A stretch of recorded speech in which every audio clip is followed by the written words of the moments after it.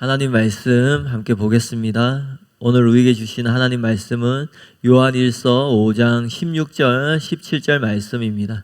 요한일서 5장 16절 17절 말씀을 함께 봉독하겠습니다. 누구든지 형제가 사망에 이르지 아니하는 죄 범하는 것을 보거든 구하라. 그리하면 사망에 이르지 아니하는 범죄자들을 위하여 그에게 생명을 주시리라. 사망에 이르는 죄가 있으니 이에 관하여 나는 구하라 하지 않노라. 모든 불의가 죄로되 사망에 이르지 아니하는 죄도 있도다. 아멘. 네, 반갑습니다. 주일 열린 예배 우리 나오신 성도님들 예수님의 이름으로 환영하고 축복합니다. 오늘은 요한일서 5장 16절 17절 말씀으로 사망에 이르는 죄 바로 알기라는 제목으로 하나님 말씀을 전하도록 하겠습니다. 제가 헤어스타일이 좀 바뀌었습니다. 네. 어제 교구에 저희 이청년부에 결혼식이 있어서 이렇게 주례를 하게 되어가지고 이렇게 미장원 가서 주례를 한다고 하니까 그 미용사분이 머리를 손 봐주셨는데 자고 일어나니까 그대로 있더라고요. 그래서 그래도 나왔습니다. 네.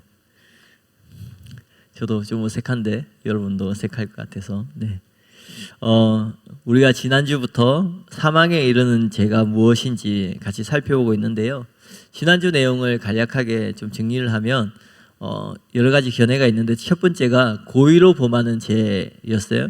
근데 성경의 인물 중에 특히 다윗은 계획적으로 또 고의로 죄를 지었지만 용서받았습니다. 그래서 이것은 바른 견해가 아니에요. 또 두 번째는 죽음에 이르게 하는 죄라는 가톨릭의 견해가 있습니다. 가톨릭은 대죄, 소죄라고 해서 큰 죄 7가지를 치명적인 죄로 죽음을 면할 수 없다 이렇게 이야기해요. 근데 다윗은 치명적인 죄에 속하는 간음과 살인을 저질렀습니다. 그렇지만 용서받았어요. 따라서 가톨릭의 견해로 역시 바른 견해가 아니에요.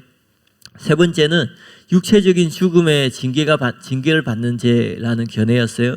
이 아나니아와 삽비라처럼 그 자리에서 육체가 직접 죽는 것을 말하는 건데요. 근데 문맥을 보면은 사망과 대조되는 것이 영생입니다. 그래서 여기서 사망은 육체적인 죽음이 아니라 영적인 죽음으로 보아야 되기 때문에 이거 역시 바른 견해가 아니었어요. 네 번째는 복음을 고의로 또 완고하게 거부하는 죄예요. 의외로 많은 학자들이 이렇게 주장하는데 복음을 끝까지 거부해서 결국은 사망에 이르게 되니까 이것을 사망에 이르는 죄, 불신자들이 짓는 죄라고 주장합니다. 그러나 이 견해는 한 번 구원은 영원한 구원이라는 잘못된 거짓된 교리를 근거로 하고 있고 또 요한일서는 불신자가 아니라 신자에게 보내는 편지예요. 근데 갑자기 여기서 불신자의 죄를 언급할 이유가 없는 것이에요. 역시 이것도 바른 견해가 아니에요. 그 다섯 번째는 성령을 모독하는 죄, 성령 모독죄인데요. 이 성령 모독죄는 말로써 성령의 역사를 귀신의 역사라고 비난하면서 성령님을 상대로 짓는 죄입니다. 이것은 사망에 이르는 죄 중에 하나라고 이렇게 설명을 드렸습니다. 이렇게 지난주에 5가지를 살펴보았고 오늘은 6번째, 7번째 견해를 같이 나누려고 합니다. 6번째는 히브리서 6장 4절 6절에 나오는 배교인데요. 한 번 빛을 받고 하늘의 은사를 맛보고 성령에 참여한 바 되고 하나님의 선한 말씀과 내세의 능력을 맛보고도 타락한 자들은 다시 새롭게 하여 회개하게 할 수 없나니 이는 그들이 하나님의 아들을 다시 십자가에 못 박아 드러내놓고 욕되게 함이라. 지난주 설명해드린 것처럼 많은 학자들이 사망에 이르지 아니하는 죄는 신자가 짓는 죄고 사망에 이르는 죄는 불신자가 짓는 죄로 그렇게 보는데 그러나 이 6번째 견해는 사망에 이르는 죄를 신자가 타락하여서 그리스도를 떠난 배교로 보고 있습니다. 왜냐하면 이 죄는 다시 회개가 불가능한 죄로 필히 멸망을 받게 되어 있기 때문에 그래요. 이 죄에 대해서 칼빈이 상당히 일리 있는 말을 했는데요. 이 죄는 하나님의 진리의 영광을 접하고 거기에 대해 모른다고 변명할 수 없는 자리까지 갔음에도 불구하고 하나님의 진리에 대해 중심으로 반항하는 것을 의미한다. 그러므로 이 죄는 매정하고 저기에 가득 찬 반항으로 볼 수 있다라고 말했습니다. 이것은 일리 있는 내용이지만 온전한 설명은 아닙니다. 온전한 설명은 예수님께서 케네세기 목사님께 주신 설명이에요. 예수님은 이렇게 말씀하셨어요. 한번 빛을 받고 하늘의 은사를 맛보고 성령에 참여한 바 되고 하나님의 선한 말씀과 내세의 능력을 맛보고 이 네 가지를 구원받은 이후에 경험하는 네 가지 경험이라고 하시면서 구원받은 신자가 모든 구원받은 신자가 아니라 구원받은 신자 중에 이 네 가지 경험을 하고도 강압적인 것에 의해서가 아니라 순전히 자발적으로 스스로 예수님을 부인하고 거절하면은 다시 회개할 수 없으며 지옥에 가게 된다고 그렇게 말씀하셨어요. 이것이 히브리서 저자가 말하고 있는 회개가 불가능한 죄입니다. 이것은 당연히 사망에 이르는 죄에 포함되고 또 이것은 사망에 이르는 죄 중에 가장 대표적인 죄가 될 수 있을 것이에요. 그리고 마지막으로 7번째, 적 그리스도의 가르침에 미혹된 죄인데요. 이것은 이제 마지막으로 살펴볼 것인데, 지금까지 사망에 이르는 죄에 대해서 6가지 견해를 설명해 드렸는데요. 첫 번째, 네 번째는 틀린 견해이고 5번째, 6번째 성경 모독죄와 또 방금 설명해드린 히브리서 6장에 나오는 배교는 옳은 견해였어요. 이렇게 되면 사망에 이르는 죄가 무엇인지 이제 어느 정도 다 대답을 했다고 할 수 있어요. 근데 여기에 변수가 발생했습니다. 담임 목사님께서 성령신학교에서 이동기 교수님의 사망에 이르는 죄에 대해서 강의를 듣고 계셨는데, 근데 여러 학자들이 이 죄를 요한 1서에서 문제가 되고 있는 적 그리스도의 가르침에 미혹된 것으로 해석한다는 것을 알게 되셨어요. 근데 실제로 로이드 존즈, FF 블루스, 데이비드 잭맨, 또 우리나라의 최영삼 교수님 등 실력이 있는 많은 학자들이 이 견해를 갖고 있는 거예요. 이 사망에 이르는 죄는 적 그리스도의 가르침에 미혹된 것이다. 이 중에서 로이드 존즈의 견해만 살펴보면 사망에 이르는 죄가 있으니 라고 요한이 말합니다. 분명 그는 자기 서신에서 그 점을 매우 자주 언급했습니다. 그것은 그가 그토록 강조해왔던 적그리스도의 교훈입니다. 그러니까 적그리스도의 가르침에 미혹되는 그 교훈을 말하는 것이라는 거예요. 참으로 많은 학자들이, 또 실력 있는 학자들이 이 견해를 지지하고 있어요. 근데 이들의 설명을 들어보면 더욱 그 견해가 그럴듯하게 들립니다. 이 학자들은 앞에 소개한 6가지 해석은 요한 1세의 문맥과는 관계없는 해석이지만 적 그리스도의 가르침에 미혹된 죄라는 이 해석은 문맥에 근거한 유일한 해석이라고 주장합니다. 정말 이렇게 들어보면 정말 그럴듯한 주장입니다. 저도 이 강의를 들었는데 강의를 들을 때 그런가 보다 이렇게 생각을 했어요. 그런데 놀랍게도 이것은 올바른 해석이 아니에요. 왜 이 해석이 바르지 않은지 한번 같이 살펴보겠습니다. 첫 번째는 요즘 대세인 이 해석은 옳은 것이 아니다. 지금 살펴보고는 7번째 해석으로 인해서 담임 목사님께서 큰 논란을 겪게 되셨습니다. 왜냐하면 모든 주석과 모든 자료를 찾아보았지만 이 5번째, 6번째 해석과 또 7번째 해석 중 어느 것이 옳은지 이것을 분별할 수 있는, 결정할 수 있는 어떤 단서나 그런 것이 전혀 없는 거예요. 그러니까 무엇이 옳은지 판단할 수 없는 거죠. 그래서 그렇게 고민하고 있을 때 갑자기 이런 생각이 드셨어요. 이 죄가 둘 중 어느 것인지 판단할 수 있는 열쇠는 사망에 이르는 죄라는 표현 자체에 있다. 사망에 이르는 죄가 회개가 가능한 죄인가 아닌가가 결정적으로 중요하다. 이것이 시금석이다.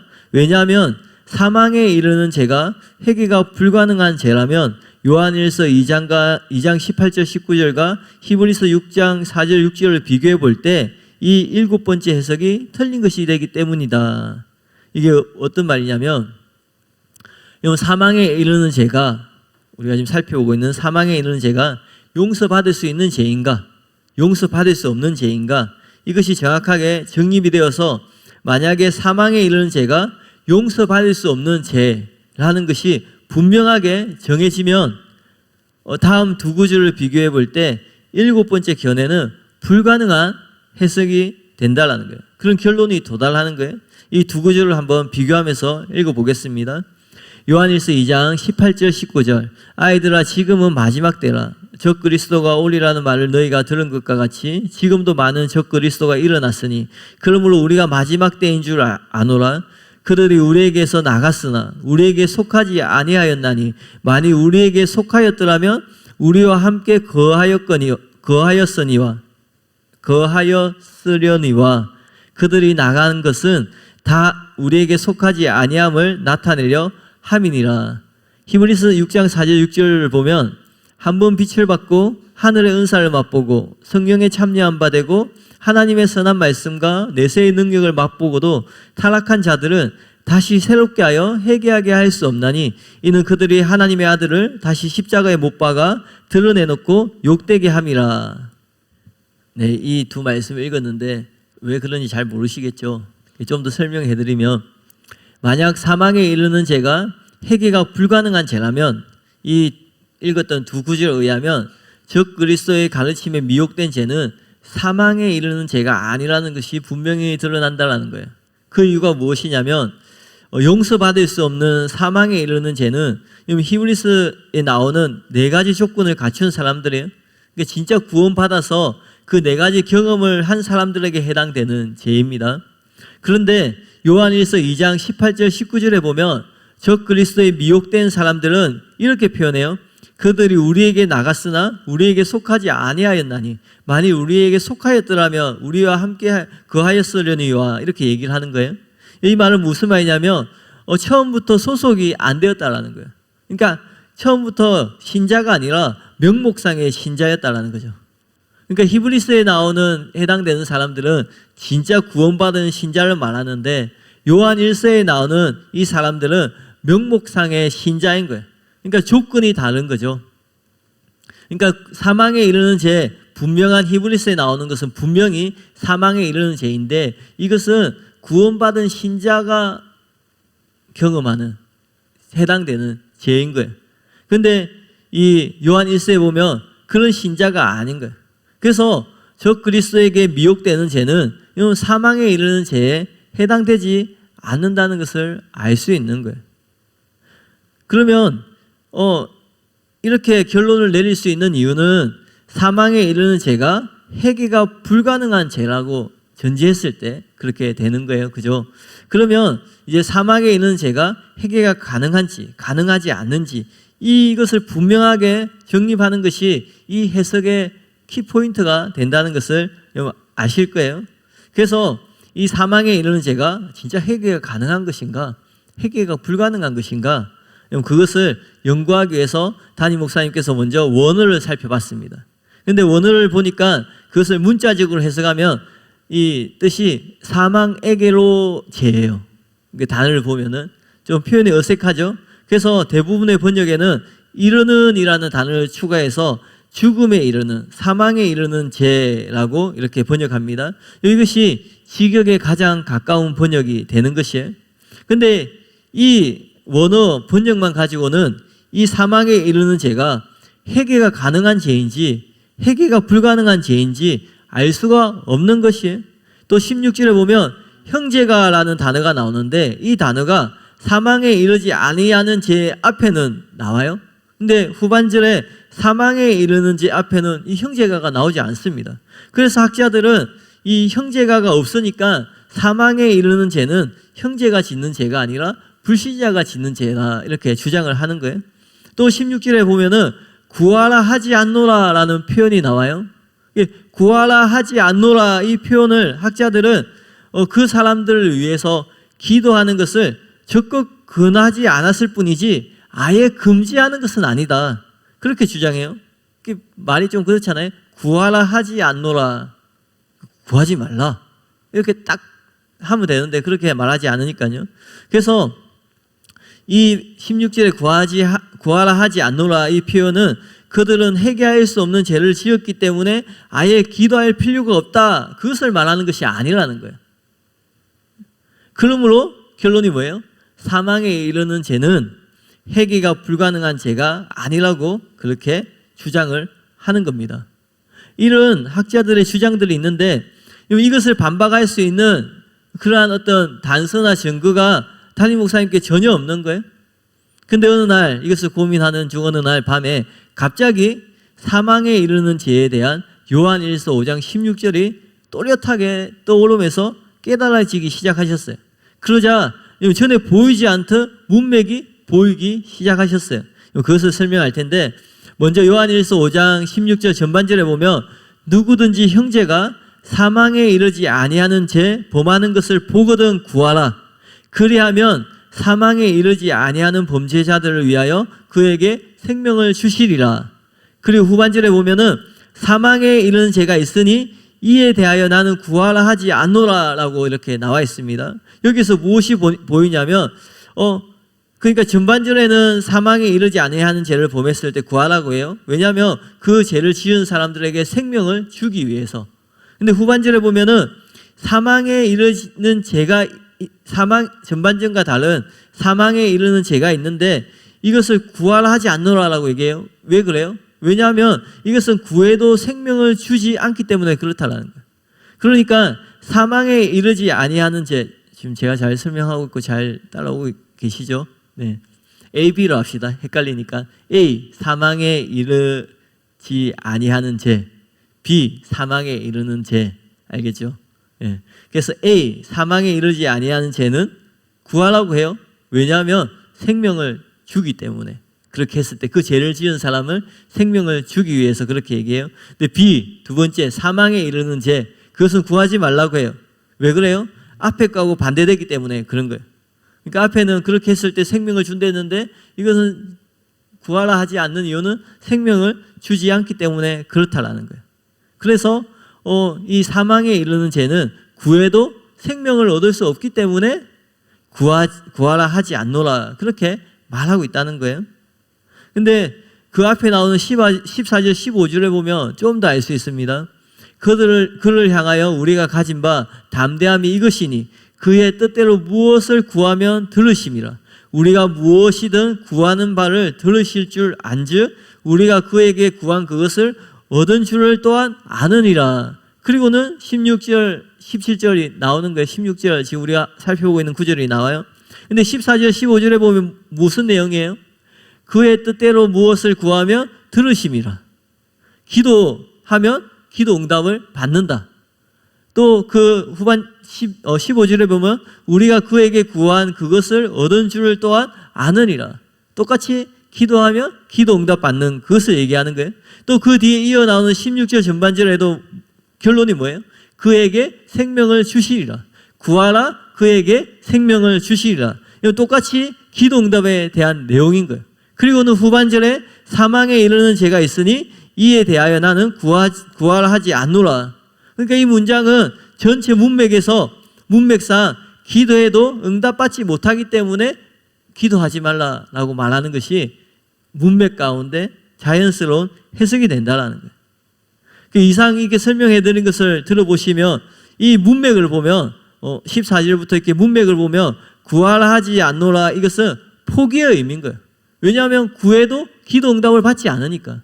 구해도 생명을 받을 수 없으니까. 그러니까 구하지 말라는 것은 아예 포기하고 금지하는 거예요. 그런데 학자들은 금하는 것은 아니다 이렇게 해석하는 거예요. 그러니까 이게 틀렸다라는 거죠. 바른 해석이 아닌 거죠. 그런데 학자들이 그렇게 해석하는 이유는 뭐냐면 이런 문맥을 보지 않고 그 단어나 표현을 보는 거예요. 근데 이 표현을 보면 약간 그런 뉘앙스가 있잖아요. 구하라 하지 않노라. 예. 근데 그것을 가지고 문맥을 가지고 정확한 뜻이 무엇인지 살피는 것이 아니라 교리에 맞춰서 그렇게 하는 거예요. 칼빈 교리에 맞춰서. 근데 상당히 많은 학자들이 성경을 해석할 때 교리에 맞춰서 해석을 합니다. 그래서 여기서 구하라 하지 않노라 이것은 분명히 금지하는 뜻이라는 것을 우리가 알 수 있습니다. 예. 여기까지 잘 이해하셨죠? 네. 이해가 하셨다면 그 다음에 이제 형제가 이 단어가 앞에는 있고 뒤에가 없는 이유를 한번 같이 살펴볼 텐데요. 앞서 설명한 것처럼 사망에 이르는 죄 앞에는 형제가 있어요. 그래서 사망에 이르지 아니하는 죄 앞에는 형제가 있고 후반절에 사망에 이르는 죄 앞에는 형제가 없어요. 그래서 이것을 가지고 그리스도인이 그 죄를 지을 수 없다. 이것은 불신자가 짓는 죄다. 그렇게 주장을 해요. 근데 그런 뜻이 아니라는 거예요. 7번째 견해를 취한 학자들은 방금 얘기한 것처럼 이 형제가가 없다는 것을 근거로 이것은 신자가 짓는 죄가 아니다, 그렇게 주장합니다. 근데 이것은 하나의 모순입니다. 왜냐하면 지금 이 요한 1서 쓰고 있는 요한 사도는 신자들도 적 그리스도의 가르침에 미혹될 수 있다고 믿었기 때문에 그렇다라는 거예요. 요한 1서 2장 24절을 보면 너희는 처음부터 들은 것을 너희 안에 거하게 하라. 처음부터 들은 것이 너희 안에 거하면 너희가 아들과 아버지 안에 거하리라. 조건을 얘기하는 거예요. 그 요한 2서 7장 9절에 보면 7절 9절에 보면 미혹하는 자가 세상에 많이 나왔나니 이는 예수 그리스도께서 육체로 오심을 부인하는 자라. 이런 자가 미혹하는 자요 적 그리스도니 너희는 스스로 삼가 우리가 일한 것을 잃지 말고 오직 온전한 상을 받으라. 지나쳐 그리스도의 교훈 안에 거하지 아니하는 자는 다 하나님을 모시지 못하되 교훈 안에 거하는 그 사람은 아버지와 아들을 모시느니라. 이게 무슨 말이에요? 적 그리스도에게 미혹이 될 수 있다라는 거예요. 그러니까 불신자가 짓는 죄가 아니라 신자도 미혹되어서 지을 수 있는 죄를 지금 말하고 있다라는 거죠. 그래서 형제가가 없다고 해서 그렇게 주장하는 것은 하나의 모순이 된다라는 거예요. 또 요한은 16절 하반절에 누가 죄를 짓느냐 그것을 다루고 있는 게 아니에요.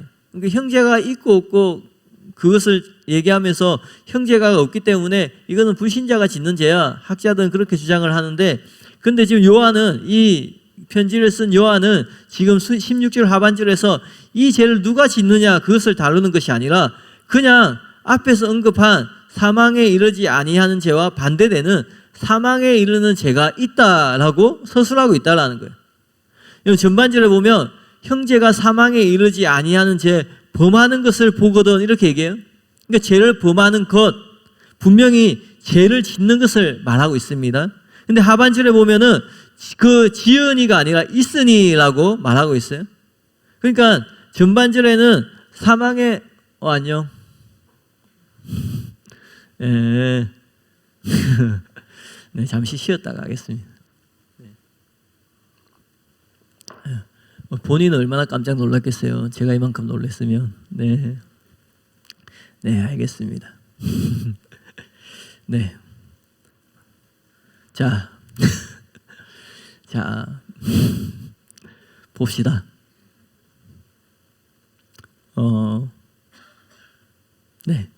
그러니까 요한은 지금 하반절에서 사망에 있는 죄를 얘기하면서 이 죄를 누가 짓냐, 누가 짓지 않냐 그 얘기를 하는 게 아니라 단순히 그 죄가 있다라는 거예요. 앞에는 사망에 이르지 않는 죄가 있는데 그 죄를 범하는 형제, 분명히 그렇게 얘기하잖아요. 근데 후반절에는 사망에 이르지 않는 죄와 반대되는 사망에 이르는 죄가 있다라고 그렇게 얘기해요. 그리고는 그 이후에 뭐라고 얘기하냐면 이에 대하여 나는 구하라 하지 않노라라고 얘기를 하는 거예요. 그러니까 이것은 이렇게 이해해야 되는 거예요. 형제가 사망에 이르지 않는 죄를 짓는 것을 보면 구하라, 기도하라는 거예요. 왜냐하면 그 형제를 위해서 생명을 줄 것이기 때문에. 그러나 형제가 사망에 이르는 죄를 짓는 것을 보면 구하지 말라. 왜요? 구해봤자 기도 응답이 이루어지지 않기 때문에 그렇다라는 거예요. 그렇기 때문에 단지 하반절에 형제가라는 단어가 없다고 해서 이것은 신자가 지을 수 없는 죄야 라고 주장하는 것은 잘못된 주장이라는 거예요. 그러면 왜 상반절에는 형제가가 있는데 하반절에는 이 단어가 없는 것일까요? 그 이유가 두 가지로 생각해 볼 수 있어요. 첫 번째는 앞에 형제가를 자연스럽게 이어봤기 때문에 그렇다고 할 수 있겠죠. 지금 그 형제가 어떤 형제를 얘기하는데 이 형제가 사망에 이르지 않는 죄를 지으면 그 형제를 위해서 기도하라. 그러면 그 죄를 범한 형제를 위해서 생명을 줄 것이다. 그리고는 이어서 사망에 이르는 죄가 있다라고 얘기하면 당연히 그 형제를 두고 얘기하는 것이지 이 형제와 다른 누군가를 두고 얘기하는 것은 아니라고 할 수 있다는 거예요. 또 두 번째는 형제들이 범할 수 없는 죄이기 때문이 아니라 이런 죄를 범한 자들은 이제 형제가 아니기 때문에 이 형제가라는 단어가 없을 수 있다는 거예요. 다른 죄를 지어도 형제입니다. 사망에 이르지 않는 죄를 지으면 여전히 형제예요. 그 사람이 죄를 지었다고 해서 그런 버림받는 게 아니에요. 근데 사망에 이르는 죄를 짓는 순간 이것은 더 이상 회개할 수 없는 죄이기 때문에 형제가 아닌 게 된다라는 거예요. 그렇기 때문에 이 하반절에는 형제가라는 단어가 없을 수 있다라는 거예요. 여기까지 이해가시죠? 여기까지가 그날 밤에 담임 목사님에게 주어진 깨달음이었습니다.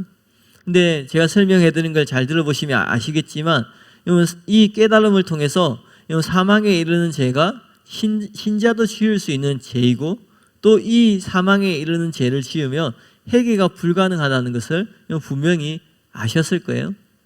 담임 목사님도 이것을 확신할 수 있었고 그래서 이것을 더 힘을 내어서 연구하셨어요. 그러던 중에 더 많은 증거를 확보할 수 있게 되었습니다. 총 6가지가 있는데 그 중에 4가지만 오늘 설명해 드리려고 합니다. 첫 번째, 헬라어 사전에 이 죄에 대한 설명이 있습니다.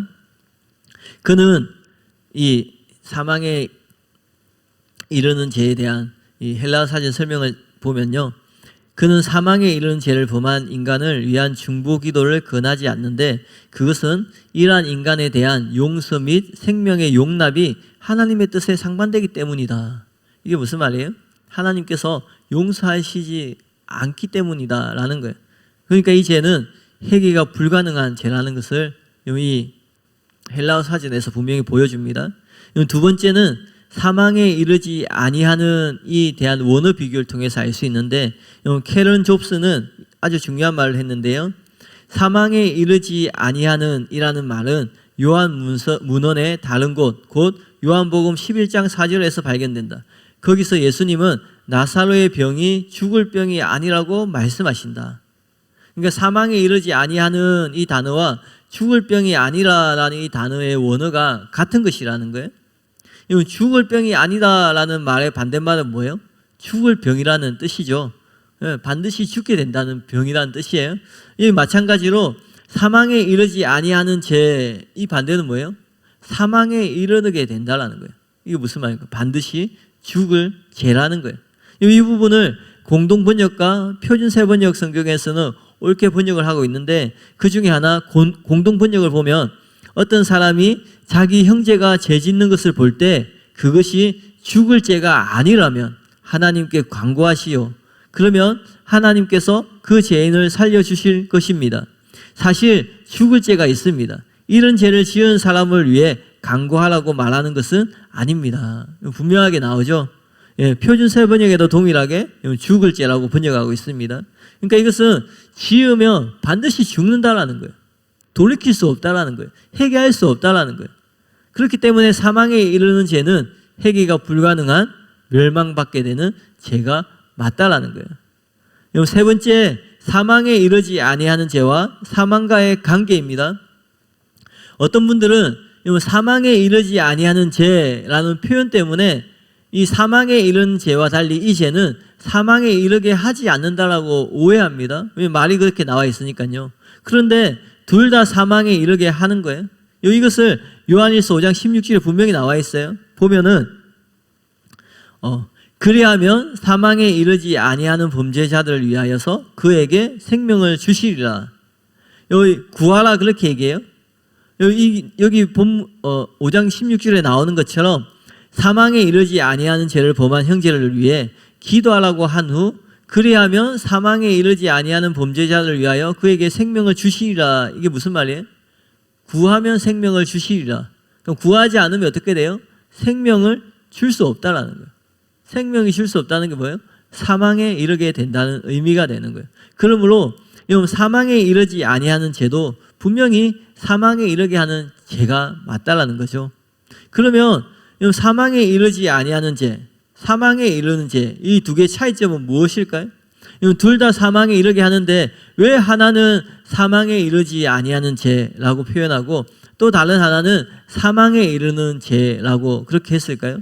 사망에 이르지 아니하는 죄를 짓는다고 해서 사망에 이르지 않는 것이 아닌데 잘 따라오고 계시죠? 네. 그래서 이 죄가 적 그리스도의 가르침에 미혹된 것을 뜻한다고 주장하는 사람들, 7번째 견해를 가진 사람들은 다음과 같이 주장합니다. 신자들이 일반적으로 짓는 죄들은 꼭 멸망받게 되는 것이 아니다. 왜냐하면 요한일서 1장 9절에 보면 자백하며 용서를 받기 때문에 그렇습니다. 그런데 적 그리스도의 이단적 가르침에 미혹되는 것은 이 다른 문제이다. 오늘날로 따지면은 신천지나 통일교나 여호와의 증인 같은 이단에 미혹되는 거예요. 그런 이단에 미혹되면 어떻게 돼요? 반드시 멸망을 당하겠죠. 그래서 전자는 그 죄를 지어도 반드시 죽는 것이 아니고 후자는 그 죄를 지으면 반드시 죽으니까 이렇게 표현하였다라고 주장해요. 굉장히 그럴듯합니다. 그러나 방금 말씀드린 것처럼 사망에 이르지 아니하는 죄를 지은 자도 구하지 않으면 사망하게 됩니다. 그래서 단순히 이렇게 생각할 수 없다라는 거예요. 그래서 이것을 제외시키고 생각해보면 아무리 생각해봐도 전자는 사망에 이르지 아니하는 죄, 후자는 사망에 이르는 죄라고 표현한 이유는 그 사망에 이르지 아니하는 죄는 회개가 가능한 것이고 후자 사망에 이르는 죄는 회개가 불가능하기 때문에 그렇게 표현했다고 밖에 볼 수 없다라는 거예요. 그래서 사망에 이르지 아니하는 죄는 회개가 가능하니까 생명을 얻을 수 있는 것이고 사망에 이르는 죄는 회개가 불가능하기 때문에 멸망당할 수밖에 없기 때문에 그렇게 표현했다라는 거예요. 사망에 이르는 죄, 죽을 죄 그렇게 표현할 수밖에 없다라는 거죠. 따라서 사망에 이르는 죄는 회개가 불가능한 죄라는 것을 또한 우리가 분명히 알 수 있습니다. 그리고 마지막 오늘 이 4번째까지만 얘기하는데요. 기도를 금하는 구약의 성경 구절들입니다. 요한은 사망에 이르는 죄를 범한 자들에 관해서 이에 대하여 나는 구하지 않노라라고 이렇게 얘기합니다. 근데 우리는 이 표현이 적극 금지하지 않는 것이 아니라 실제로 금지하고 있다는 것을 설명해서 알고 있습니다. 근데 구약 성경에는 이처럼 중보 기도를 금하는 구절들이 이미 나와 있습니다. 예레미야 7장 16절에 보면 그런즉 너는 이 백성을 위하여 기도하지 말라. 그들을 위하여 부르짖어 구하지 말라. 내게 간구하지 말라. 내가 내게서 듣지 아니하리라. 또 예레미야 11장 14절에 보면 그러므로 너는 이 백성을 위하여 기도하지 말라. 그들을 위하여 부르짖거나 구하지 말라. 그들이 그 고난으로 말미암아 내게 부르짖을 때에 내가 그들에게서 듣지 아니하리라. 예레미야 14장 11절 12절에는 더 분명하게 나오는데요. 여호와께서 또 내게 이르시되 너는 이 백성을 위하여 복을 구하지 말라. 그들이 금식할지라도 내가 그 부르짖음을 듣지 아니하겠고 번제와 소제를 드릴지라도 내가 그것을 받지 아니할 뿐 아니라 칼과 기근과 전염병으로 내가 그들을 멸하리라. 하나님이 중보기도자에게 중보기도하지 말라고 금지하는 성경 구절이 구약에 이미 나와요. 그러니까 하나님이 그들을 멸하기로 작정하신 거예요. 결정하신 거예요. 그래서 그런 결정된 사람들이 하나님 앞에 금식해도 아무 의미가 없는 거예요. 그런 사람들이 하나님 앞에 나와서 번제와 소제를 드린다 할지라도 오늘날로 치면은 예배를 드리고 헌금을 하고 헌물을 하고 봉사를 한다 할지라도 하나님이 받지 않는다라는 거예요. 왜냐하면 그들을 멸하시기 때문에 그렇습니다. 근데 하나님이 왜 그들을 멸해요? 하나님이 절대 주권으로 구원받은 사람을 선택하고 버림받은 사람을 그냥 무작위로 선택했나요? 그렇지 않습니다. 그들의 죄로 인하여서 버림받은 사람들을 얘기하는 거예요. 그러니까 이 성경 구절의 문맥들을 살펴보면 하나님이 멸할 자들이 있는 거예요. 하나님께서 버린 자들이 분명히 있는 거예요. 회개할 기회가 없는 자들이 이미 성경에 나와 있는 거예요. 하나님이 사울 왕에 대해서도 이렇게 말씀하세요. 사울 왕도 버림받았는데 이렇게 말씀하세요. 사무엘상 15장 35절 또 16절 1절에 보면 사무엘이 죽는 날까지 사울을 다시 가서 보지 아니하였으니 이는 그가 사울을 위하여 슬퍼함이었고 여호와께서는 사울을 이스라엘 왕으로 삼으신 것을 후회하셨더라. 여호와께서 사무엘에게 이르시되 내가 이미 사울을 버려 이스라엘 왕이 되지 못하게 하였거늘 내가 그를 위하여 언제까지 슬퍼하겠느냐. 여러분, 사무엘이 얼마나 위대한 선지자였어요. 근데 사무엘이 지금 사울, 하나님께서 세우신 그 왕이 타락하고 변질하여서 슬퍼하면서 그를 위해서 이런 마음을 가지고 있었어요. 근데 하나님이 그 사무엘의 그 마음, 중보하는 마음, 긍휼히 여기는 마음을 귀하게 보는 것이 아니라 내가 그를 버렸는데 너는 언제까지 슬퍼하겠느냐. 그러니까 하나님께서 버리는 사람들이 있다라는 거예요. 이것을 통해서 우리는 요한이 기도를 금한 것은 하나님이 그들을 버렸기 때문에, 즉 회개가 불가능한 죄를 지었기 때문에 기도를 금하고 있다는 것을 알 수 있다는 거예요. 따라서 사망에 이르는 죄는 많은 학자들이 주장하는 것처럼 적 그리스도에 미혹된 죄가 아니에요. 또 이 사망에 이르는 죄는 또 이 죄는 신자가 지을 수 없는 그런 죄가 아니에요. 그래서 학자들은 신자의 죄는 모두 용서받을 수 있기 때문에 신자가 지을 수 없고 불신자가 짓는 죄라고 그렇게 해요. 그러나 사망에 이르는 죄는 버림받는 죄, 돌이킬 수 없는 죄, 회개할 수 없는 죄를 의미하고 이 죄는 신자도 성령을 모독하거나 아니면 히브리서 6장에 나오는 네 가지를 경험하고도 스스로 예수님을 배반하고 떠남으로써 짓게 되는 반드시 죽을 죄라는 것을 믿으시길 바랍니다. 이해가시나요? 그리고 한 가지가 더 있는데 그거는 다음 주에 나누도록 하겠습니다. 열린 예배에 나오셔서 너무 감사하고 이 자리까지 오시기까지 쉽지 않은 분들도 있을 거라 생각해요. 저도 예전에 처음 교회 다닐 때 주일 아침에 교회 가는 게 결코 쉽지 않았거든요. 지각도 많이 하고 분방 공부할 때 교회 갈 때도 굉장히 많았습니다. 근데 그럴 때마다 선생님이, 그때 저희 선생님이 야, 너 이렇게 늦게 오냐, 그렇게 하지 않고 그때라도 안아주고 품어주고 잘 왔다. 그렇게 해서 제가 교회에 계속 다닐 수 있었는데, 제가 이런 말씀을 드리는 이유는 늦게라도 오셔도 괜찮다라는 거예요. 근데 단 하나 부탁드릴 것은 뭐냐면, 제가 설교를 잘하는 사람이 아니에요. 제가 엄청 집중력이 좋아가지고 아무런 그런 방해도 받지 않고 잘 전할 수 있으면 참 좋은데, 너무나 그렇지 않기 때문에 들어오고 나가실 때 조금만 조심해서 들어오는 분도 깜짝 놀라지만 또 저도 깜짝 놀라기 때문에, 그래서 또 하나님 앞에 드리는 예배입니다. 이것도 하나님 앞에 드리는 예배예요. 초신자가 모여서 드리는 예배는 가벼운 것이고, 신령한 사람들이 모여서 드리는 예배는 굉장히 중요한 그런 게 아니에요. 하나님 앞에 드리는 예배는, 모든 예배는 중요한 것이고 하나님이 받으시는 예배입니다. 그래서 여러분의 부담을 드리려고 하는 게 아니라 하나님 앞에 예배를 드리는 것이니까, 또 여러 가지 환경과 상황 가운데 이 자리까지 나오셨으니까 예배를 드릴 때 조금만 더 같이 집중해서 그렇게 예배를 드리시면 어떨까.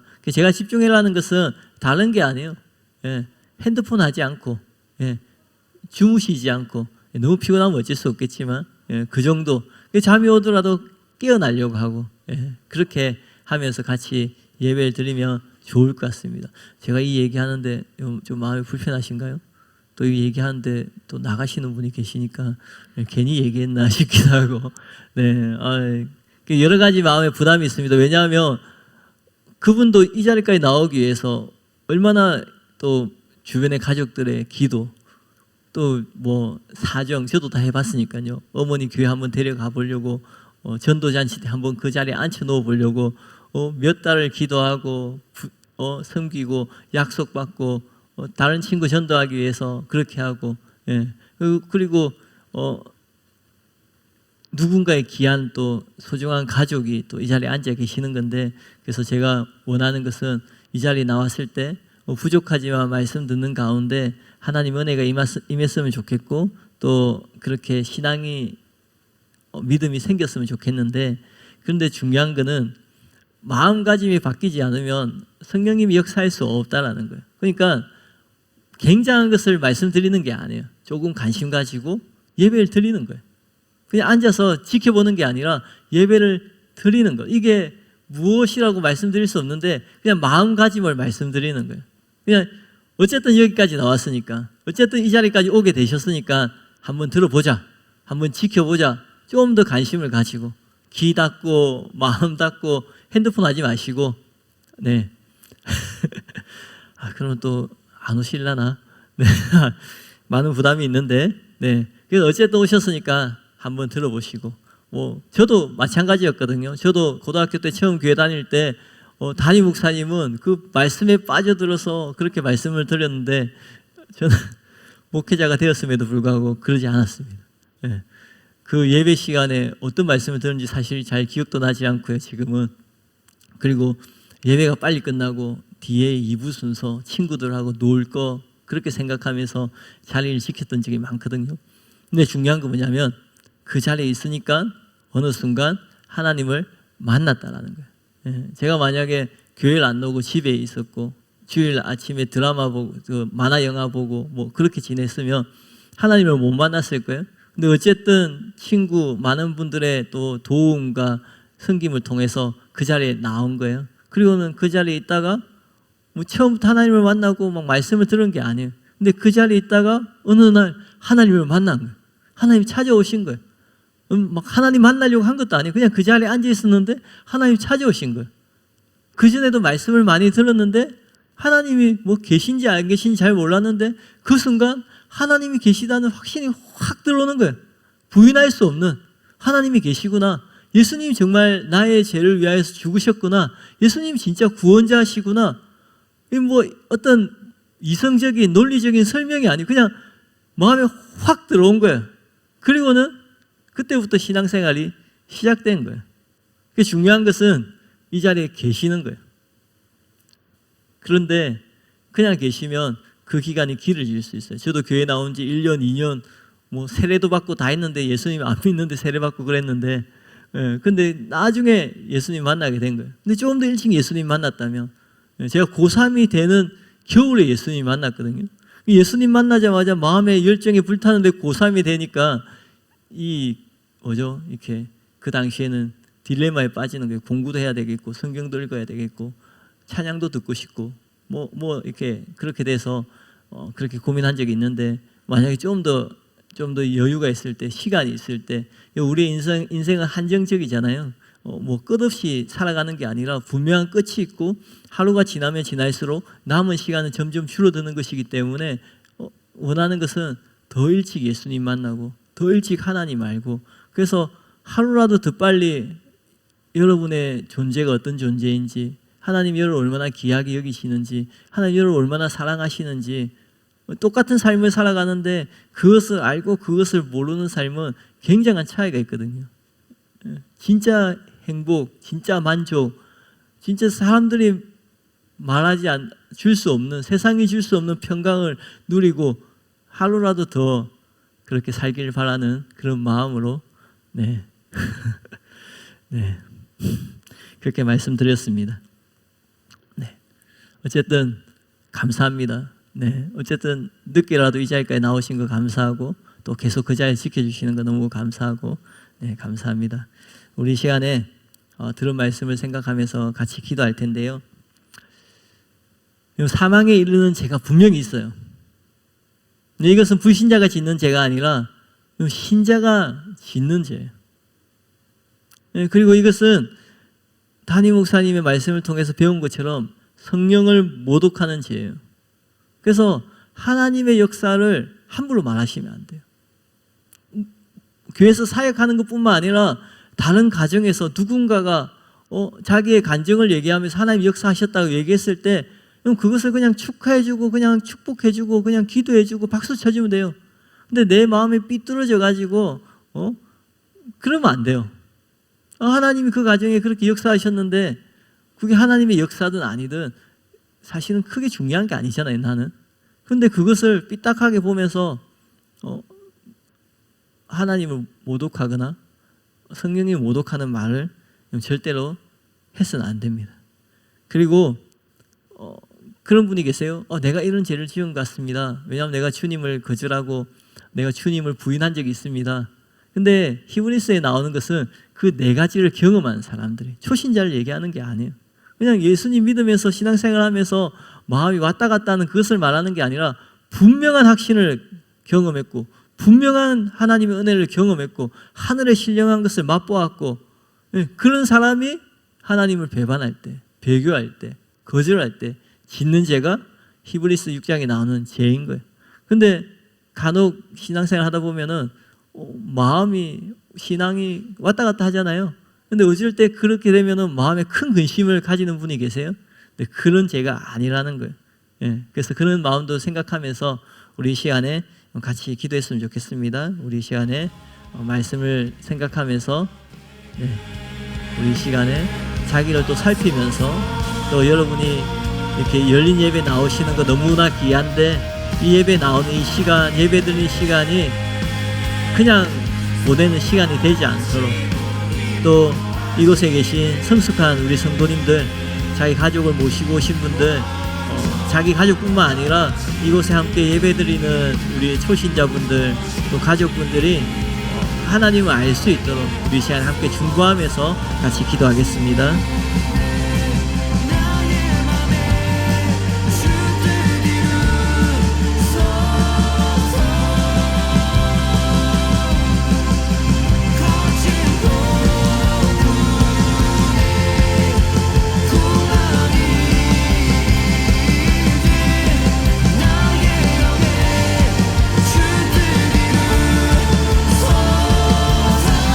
하나님 감사합니다. 하나님, 나의 삶의 은혜를 베풀어 주심을 감사합니다. 하나님, 나 같은 인생 가운데 하나님 찾아오셔서 만나주시고 하나님 알 수 있는 은혜 주심을 감사합니다. 하나님, 여전히 부족하고 연약한 가운데 하나님 자기 중심적인 마음을 버리지 못하고 하나님 교회를 다니고 신앙생활을 하고 있지만 여전히 자기만을 생각하고 여전히 이기적인 마음으로 다른 사람을 판단하고 다른 사람을 정죄하며 하나님 그러한 가운데 있었음에도 불구하고 하나님이 불쌍히 여기시고 하나님께서 긍휼을 베푸시고 하나님께서 오래 참으시고 자비를 베푸심으로 하나님 은혜로 말미암아 나의 연약함을 깨닫고 나의 이기적인 마음을 깨닫고 하나님 우리가 변화되고 우리가 이 자리까지 올 수 있었던 것도 하나님 모든 것이 하나님의 은혜임을 고백합니다. 하나님 이 시간에 그 은혜를 부어주시옵소서. 나에게 찾아오셔서 나를 만나주신 주님의 은혜를 부어주시옵소서.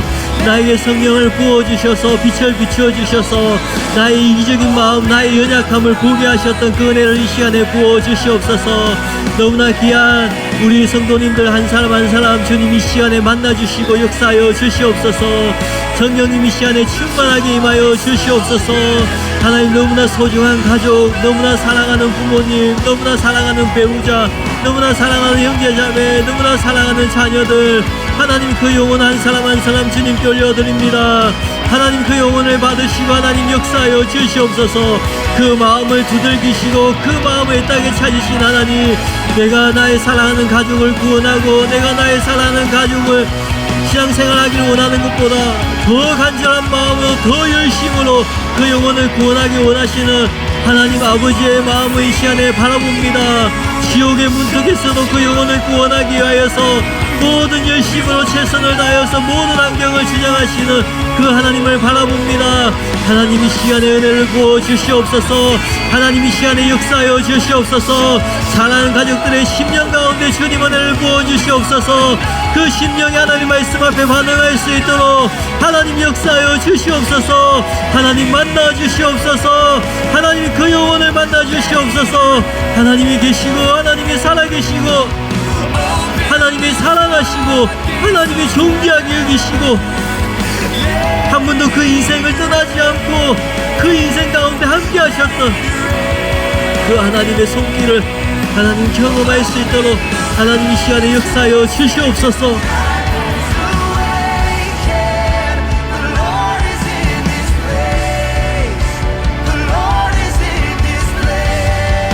하나님 지나고 돌아보면 하나님의 손길을 부인할 수 없었습니다. 내가 주님을 알기도 전에 하나님 나의 삶에 찾아오셔서 나의 삶 가운데 은혜를 베푸시고 인도하셨던, 나는 주님을 거절했고 나는 주님을 판단했고 나는 복음을 전하는 자를 기만하였고, 하나님 나는 그런 이기적인 마음, 교만한 마음으로 반응하였음에도 불구하고 하나님은 나를 포기하지 않으시고 하나님은 나에게 긍휼을 베푸시고 하나님 나에게 자비를 베푸시고 하나님 나에게 오래 참음으로 하나님 내가 반응할 때까지 기다려주셨던, 내가 주님 앞에 나의 마음을 열 때까지 기다려주셨던 그 주님의 놀라운 사랑과 그 놀라운 은혜를 하나님, 사랑하는 우리 성도님들도, 사랑하는 가족들도 경험할 수 있도록 하나님 역사하여 주시옵소서. 하나님 홀로 살아가는 것이 아님을, 그 인생이 홀로 이 땅에 던져진 것이 아님을, 단지 우연히 태어난 것이 아니라 단지 어쩌다 보니 살아가고 있는 것이 아니라 하나님의 놀라운 계획이 있고 하나님의 놀라운 목적이 있음을, 하나님께서 그 인생 가운데 함께 하시고 동행하고 계심을 하나님 알 수 있도록 하나님 역사하여 주시옵소서.